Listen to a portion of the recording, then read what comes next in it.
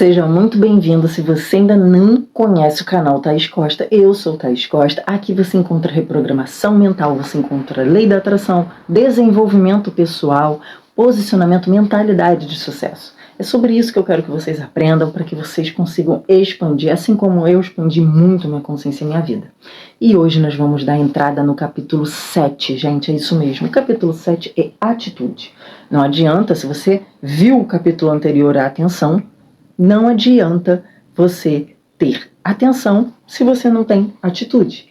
O capítulo 5, a verdade que te liberta. De que adianta você saber a verdade, você não ter atenção e você também não ter atitude? Não adianta. Então, vamos prosseguir. Já deixa o seu like, já compartilha com quem você gosta. Experiências recentemente conduzidas por Merle Lawrence.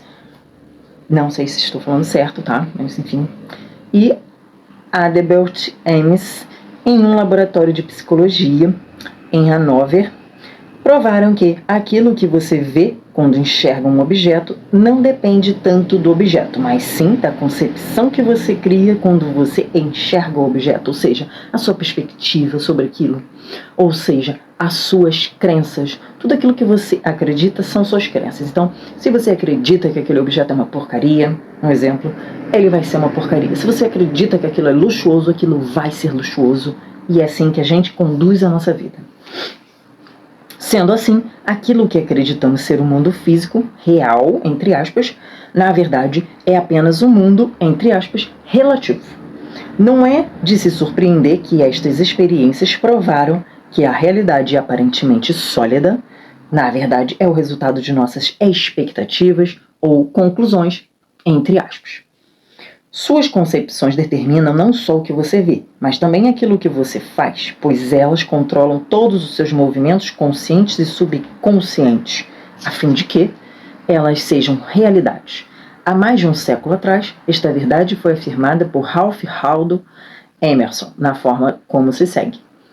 Assim como o mundo é plástico e fluido nas mãos de Deus, assim ele será, ainda mais com tantos atributos que damos a ele.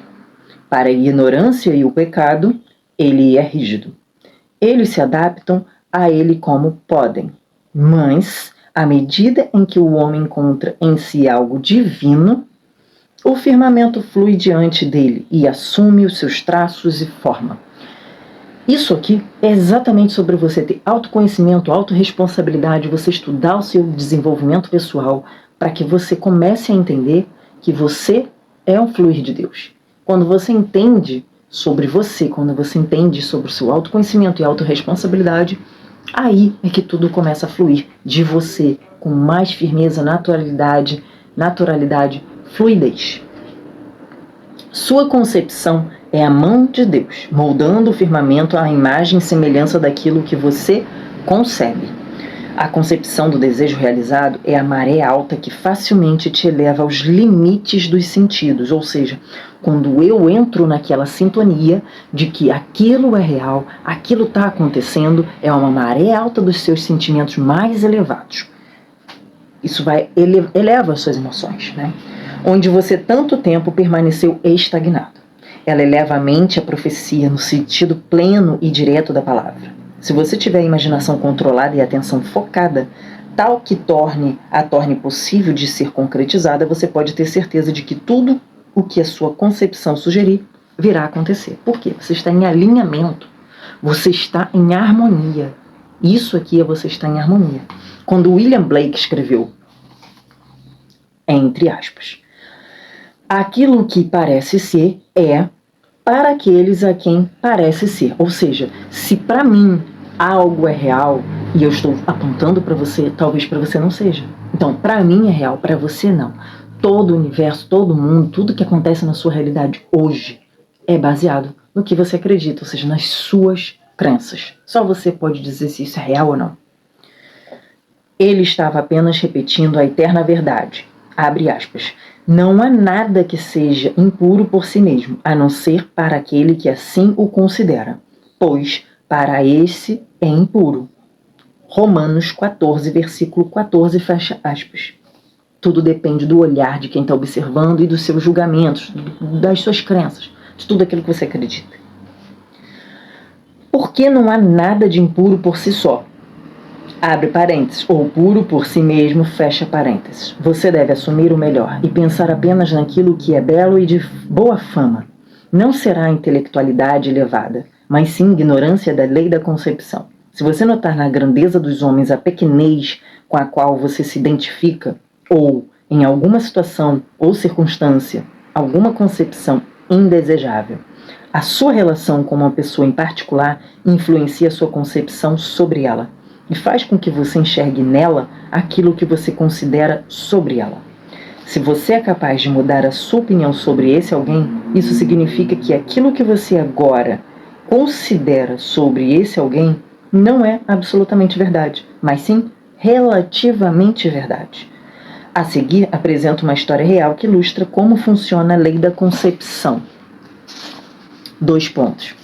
Um dia, um figurinista me descreveu as dificuldades em trabalhar com um renomado produtor teatral. Ela estava convencida que ele injustamente a criticava e rejeitava os seus melhores trabalhos e que muitas vezes ele foi deliberadamente rude e injusto com ela. Ao ouvir sua história, eu lhe expliquei que se ela enxergou no outro rispidez e injustiça, isso poderia ser um sinal claro de que ela, em si mesma, estava angustiada e que não era o produtor, mas ela mesma que estava precisando tomar uma nova atitude mental, né? Contei a ela sobre o poder da lei da concepção e disse-lhe que a sua aplicação poderia ser realizada através da prática e que somente quando ela fosse capaz de conceber que a sua situação já era o que ela queria, é que ela se tornaria capaz de realizar essa mudança tão desejada. Ou seja, você precisa acreditar que aquilo é real e colocar aquilo, aquela realidade, dentro de você, nas suas ações. Não só na sua mente, mas nas suas ações. Primeiro incorpora a sua mente, depois incorpora as suas ações e seus hábitos. Seu chefe estava meramente lhe dando testemunho, dizendo a ela através do seu comportamento qual era o conceito que ela tinha sobre ele. Eu lhe disse que era bem provável que ela estivesse criando conversas com ele em sua mente, cheias de críticas e recriminações. Não havia dúvidas de que ela estava mentalmente discutindo com o produtor, pois os outros apenas ecoam aquilo o que supomos sobre eles em segredo. Tudo que a gente fala do outro, aponta do outro para o outro, é sobre coisas que tem em nós, em algum grau, em algum nível. Então lhe perguntei se ela realmente conversava com ele em seus pensamentos e que, em caso afirmativo, que ela me informasse qual era o tom dessas conversas. Ela confessou que todas as manhãs a caminho do teatro ela dizia tudo o que ela pensava sobre ele, de uma maneira que ela nunca ousaria dizer para ele. A intensidade e a força de suas discussões mentais com ele estabeleceram automaticamente o comportamento dele em relação a ela. Ela começou a perceber que todos nós criamos conversas mentais, mas que, infelizmente, na maioria das vezes, essas conversas são argumentativas e que basta observarmos o andar das pessoas pelas ruas para termos provas desta afirmação, onde muitas delas estão mentalmente absorvidas em suas conversas mentais e poucas parecem felizes com isso. E a própria intensidade de seus sentimentos os levarão rapidamente ao acontecimento indesejável que eles próprios criam mentalmente.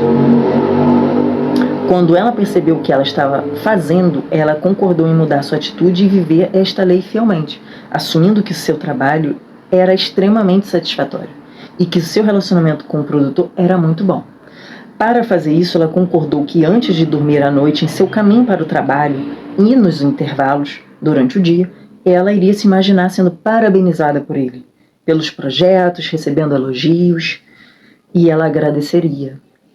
Para o seu próprio bem, ela logo descobriu por si mesma que era a sua atitude, a causa de tudo, de todo esse efeito que reverberava. O comportamento de seu chefe milagrosamente se reverteu. Sua atitude novamente ecoou como sempre ecoara, aquilo que ela havia assumido, mas agora refletindo o seu novo conceito sobre ele. O que ela conseguiu foi resultado do poder de sua imaginação.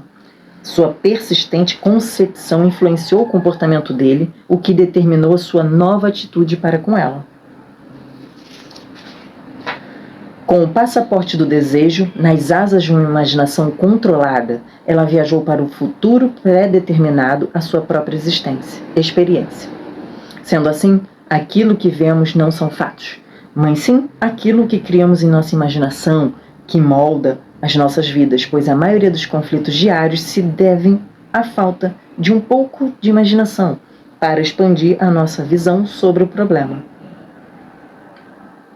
Assim como o design, através do controle de sua imaginação, começou uma sutil mudança na mente do seu chefe, assim podemos nós, através do inteligente controle e direcionamento da nossa imaginação, resolver os nossos próprios problemas.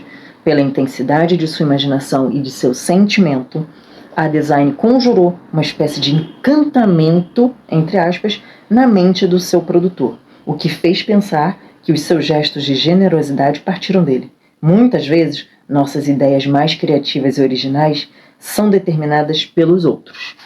Esse é o final do capítulo 7 e eu espero que você tenha entendido a importância da sua imaginação, na sua atenção e na sua atitude.